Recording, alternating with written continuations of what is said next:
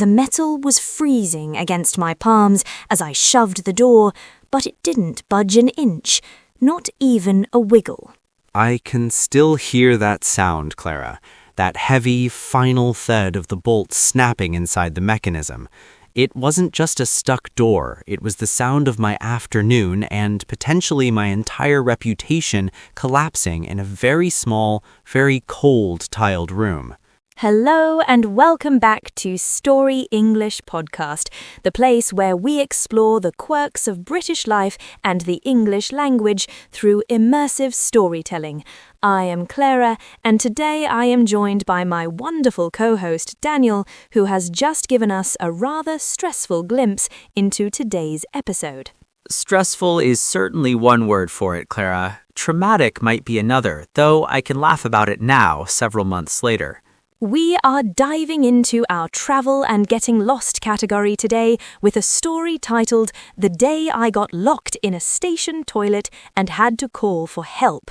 It is a tale of architectural failure, social anxiety, and the absolute limits of human patience.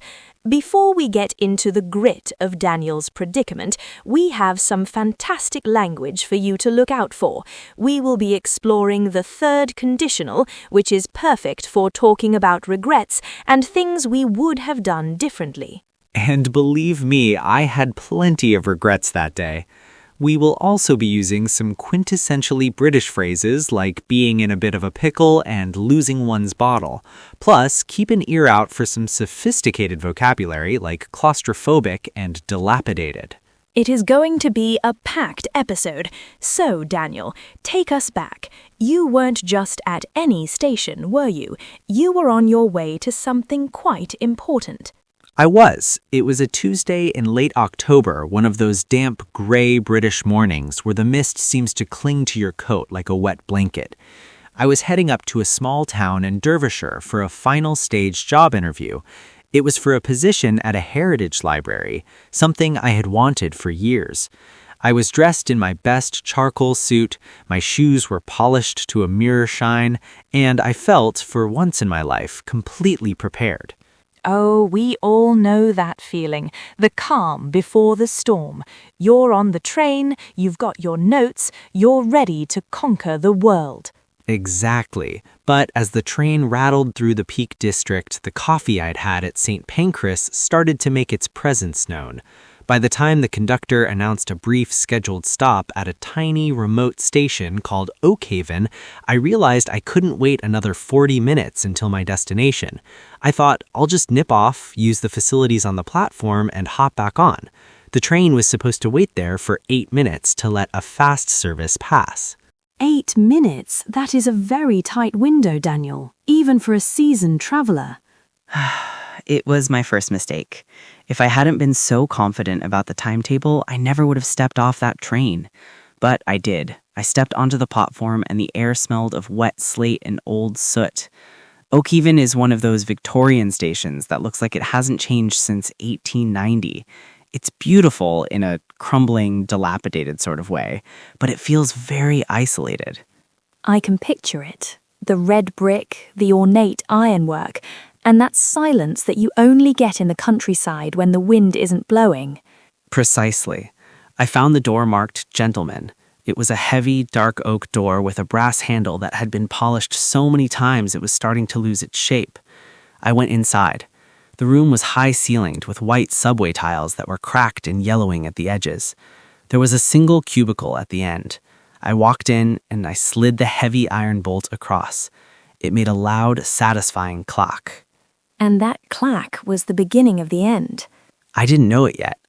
I finished my business, straightened my tie in the mirror, and turned to leave. I reached for the bolt to slide it back to the left. I pushed. It didn't move. I thought, okay, it's just an old building. The metal has expanded in the damp. I gave it a firmer shove. Nothing. Then I tried to wiggle the handle while pushing the bolt. That's when I heard it. A sickening, metallic snap from inside the doorframe. Oh no, that is the worst sound in the world when you are in a small space. Did the handle just go limp? It went completely dead. It just spun in a circle, disconnected from the world. I was standing in a space no larger than a telephone booth, staring at a door that was now effectively a wall. My heart started to thud against my ribs. I looked at my watch. 3 minutes had passed.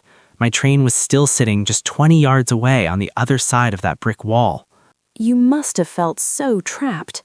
That feeling of being claustrophobic usually hits the moment you realize the exit is gone, doesn't it? It was instant. The walls seemed to inch closer. I started to sweat, which was lovely for my expensive suit. I tried to stay calm. I told myself, Daniel, you are a grown man. You are a scholar of history. You can solve the problem of a Victorian door. I tried to use my credit card to slide the bolt back like they do in the films. But this wasn't a modern latch. It was a thick, square piece of iron. It wasn't going anywhere. Life is rarely like the movies, is it? You don't just happen to have a lock-picking kit in your blazer pocket. Sadly not. I then tried to look for a gap under the door. It was an old-fashioned door that went almost all the way to the floor. There was maybe an inch of space, just enough to see the shadows of the tiles outside. I began to feel a bit flustered. I started knocking. First a polite British tap, then a louder, more insistent bang. The polite knock is so classic. You didn't want to disturb the peace of the station, even while being held prisoner. I didn't want to make a scene. I was terrified that someone would hear me and think I was some sort of lunatic. But then I heard the whistle, the long, shrill blast of the station guard's whistle. The train was about to leave. This is the rising action. The stakes are getting higher. Did you shout? I did. I opened my mouth and let out a hesitant, "Hello, is anyone there?" But the station was empty. Oakhaven doesn't have a permanent staff on the platform. The guard usually stays near the office. And then I heard the engine, the deep, rhythmic chug, chug, chug of the diesel engine pulling away. I listened to it fade into the distance, and with it, my chance at the job. That is heartbreaking. All that preparation, the suit, the polished shoes, all for nothing because of a rusty bolt. I sat down on the closed lid of the toilet. The floor was damp, and there was a faint smell of industrial bleach and wet stone. I felt completely disoriented. How could this be my life? I was a 28-year-old man trapped in a station toilet in the middle of nowhere. I reached for my phone. This was the moment I realized the universe really had it out for me that day. Please don't tell me the battery was dead. Not dead, but at 4%, and because of the thick Victorian stone walls and the lead piping, I had absolutely no signal. 0 bars. I held the phone up toward the tiny frosted window high above me, hoping for a single spark of connectivity. Nothing. That is a true nightmare. You are in a dead zone, both physically and digitally. What was going through your head then? I started to go through all the scenarios. If I hadn't stopped for that coffee, I would be sitting on the train right now looking at my notes. If I had just used the toilet on the train, I wouldn't be in this predicament. I was at the end of my tether, Clara. I really was. I felt this surge of anger at the door, at the station, and at myself. It is a very human reaction. We always look back and build these hypothetical paths, don't we? But you had to make a choice. You couldn't just stay there until the next morning. Exactly. I realized I had to take action. I looked at that tiny window again. It was about 8 feet up. I'm not exactly an athlete, but I thought if I could stand on the toilet roll holder and then the cistern, I might be able to reach the sill. I could maybe wave a white handkerchief or something. A white handkerchief? Daniel, you really are a character from a 19th century novel. It was the only white thing I had. I climbed up. The toilet roll holder was a rickety metal thing that groaned under my weight. I managed to get 1 foot on the porcelain cistern. It was cold and slippery. I reached up, my fingers brushing the grime-covered ledge of the window. I pulled myself up just enough to see out. And what did you see? Was there a crowd of people waiting to rescue you? I saw a single pigeon. It looked at me with great indifference and then flew away. The platform was completely deserted. The rain was starting to fall harder now, blurring the view of the hills. My foot slipped. I came crashing down, my knee hitting the edge of the sink. Ouch! Physical pain on top of the mental anguish. Did you lose your bottle then? Did you just give up? For a few minutes, yes. I lay on the floor tiles, staring at the ceiling. I thought about just waiting. Surely someone would come eventually, but Oakhaven only gets a train every 2 hours, and it was a Tuesday. Who stops at Oakhaven on a Tuesday afternoon? I realized that if I didn't do something loud and potentially embarrassing, I might be there all night. This is the climax, the point of no return. You had to choose between your dignity and your freedom. I chose freedom. I picked up my heavy metal water bottle, the one I'd bought specifically to look professional at the interview, and I started hammering it against the iron bolt. Not tapping, hammering. The resonance in that small tiled room was deafening. It sounded like a construction site. I started yelling at the top of my lungs. "Help! I'm locked in the toilet. Is anyone there?" I can only imagine the sound. Those tiles would have acted like an amplifier. It was incredible. I was shouting and banging, and I felt like a total fool. I did this for what felt like 20 minutes. My arm was aching and my throat was raw. I was about to stop, convinced that I was shouting into a void, when I heard a very faint, very confused voice from the other side of the door. What did they say? They said, "Hello? Is someone playing a drum in there?" Playing a drum. That is brilliant. Who was it? It was an elderly lady named Mrs. Higgins. She lived in the station cottage nearby and had come down to check the post. She sounded quite alarmed. I had to explain, through a thick oak door while feeling incredibly flustered, that I was a traveler who had become a victim of Victorian engineering. And did Mrs. Higgins have a key? No, but she had a mobile phone with a full signal and the number for the local maintenance man, a fellow named Arthur. She stayed by the door and talked to me for 45 minutes while we waited for him. She told me all about her prize-winning Marrows and her late husband's collection of railway clocks. Sometimes the universe provides the most interesting company when you are at your lowest. She was lovely. She kept saying, "Don't you worry, dear. Arthur will have you out in a jiffy. He's very good with a crowbar." That didn't exactly make me feel better about the door, but it gave me hope. Eventually, I heard the heavy footsteps of a man in boots. I heard the sound of metal meeting metal. There was a huge groan of wood splintering, and suddenly the door swung open. The sweet air of the station platform. How did it feel to walk out? It was the most embarrassing moment of my life. I stepped out, my suit covered in dust, my knee bruised, my hair a mess. Arthur was standing there with a massive crowbar and a look of pure amusement. Mrs. Higgins was holding a thermos of tea. Did you have the tea? I did. I sat on the station bench, shivering slightly from the adrenaline crash, and drank the strongest, most sugary tea I've ever had. I had missed my interview, of course. I had to call the library and explain why I wasn't there. How did they take it? Did they believe you? They actually laughed. The head librarian said they'd had issues with that station before. They didn't give me the job that day, but they did invite me back for a rescheduled interview the following week.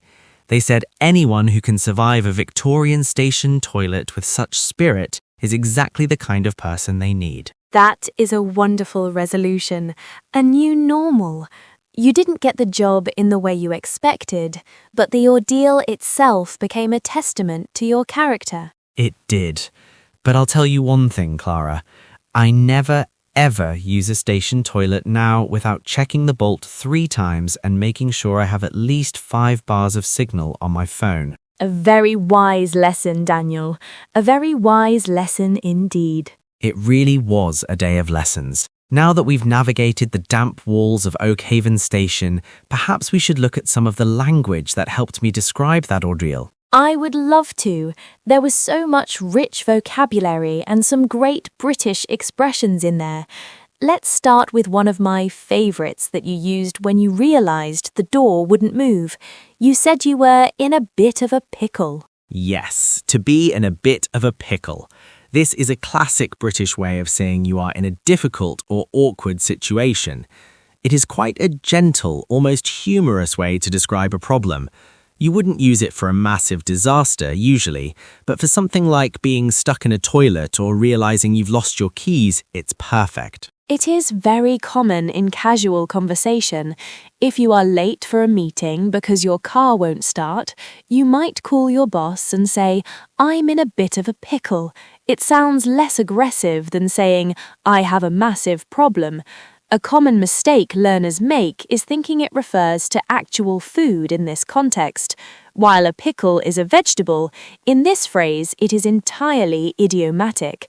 To sound natural, try to use it with the word bit. Instead of saying "I am in a pickle," say "I am in a bit of a pickle." The word bit softens it. And pronunciation-wise, notice how we often link the words. In a bit of a. The sounds run together. It's not in a bit of a pickle. It's more like in a bit of a. Exactly. Another phrase you used was to lose one's bottle. You mentioned that you almost lost your bottle after falling off the toilet cistern. This is a very British way of saying you lost your courage or you became too nervous to do something. If someone is about to do a bungee jump and they decide at the last minute not to do it, we would say they lost their bottle. It is quite casual and can sometimes be used in a teasing way among friends. It is definitely informal. You wouldn't use this in a formal report. A polite alternative would be to lose one's nerve. If you want to sound natural, use it when talking about moments of hesitation.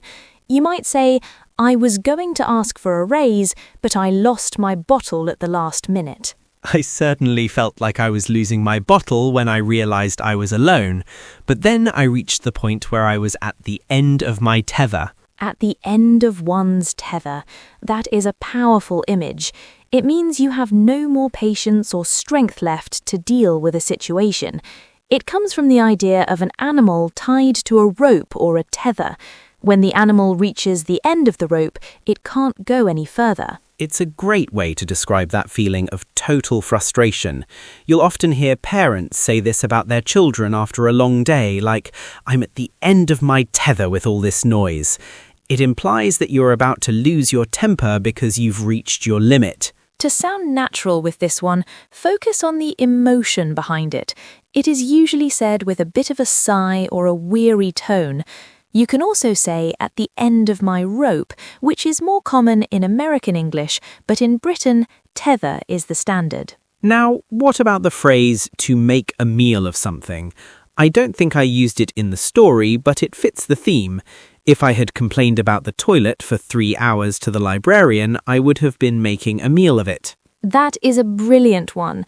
To make a meal of something means to spend too much time or energy on a task, or to react to something in an exaggerated way.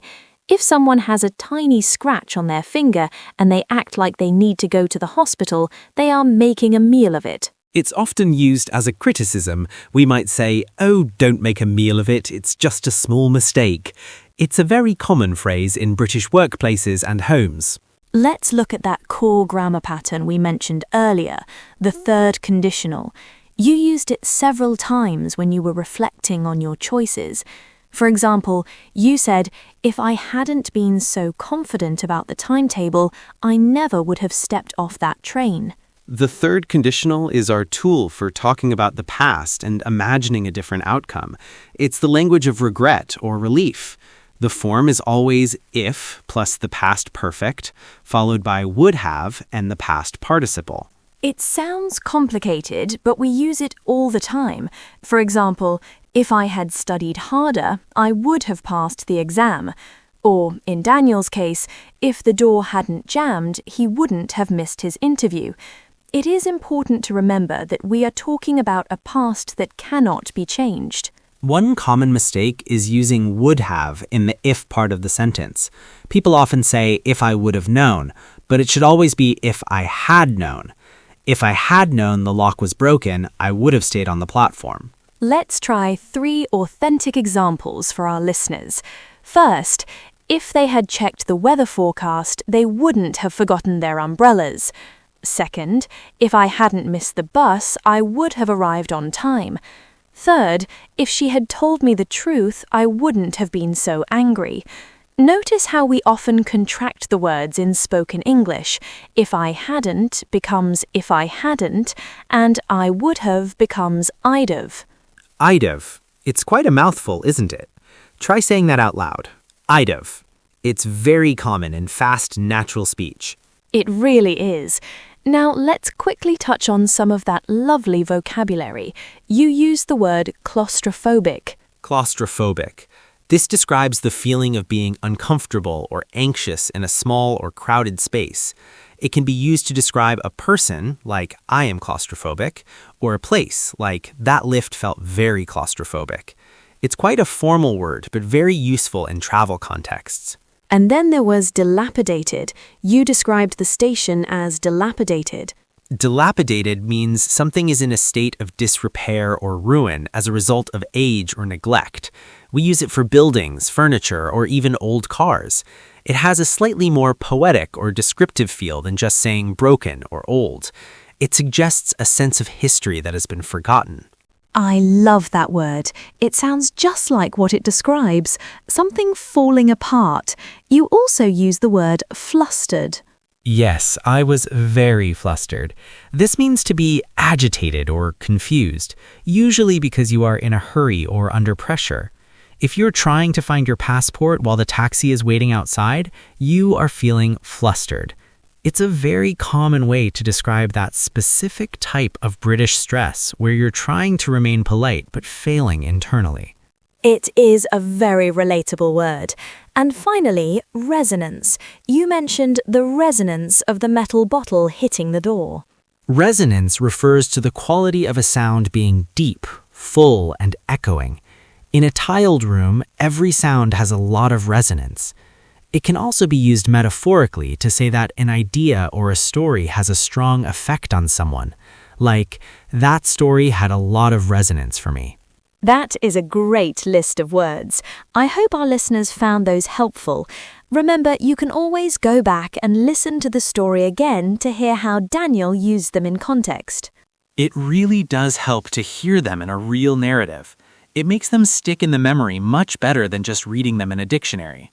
We are coming to the end of our time today, but we don't want to leave you with a little bit of a challenge.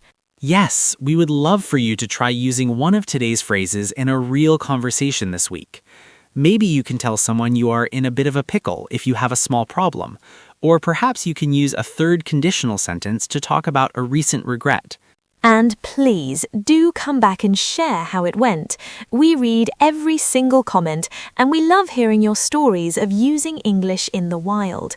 If you enjoyed learning real British English through Daniel's misfortune today, make sure to subscribe. We have new episodes every week, each with a brand new story. It's been a pleasure sharing my station toilet trauma with you all. It's much more fun talking about it than living through it, I can assure you.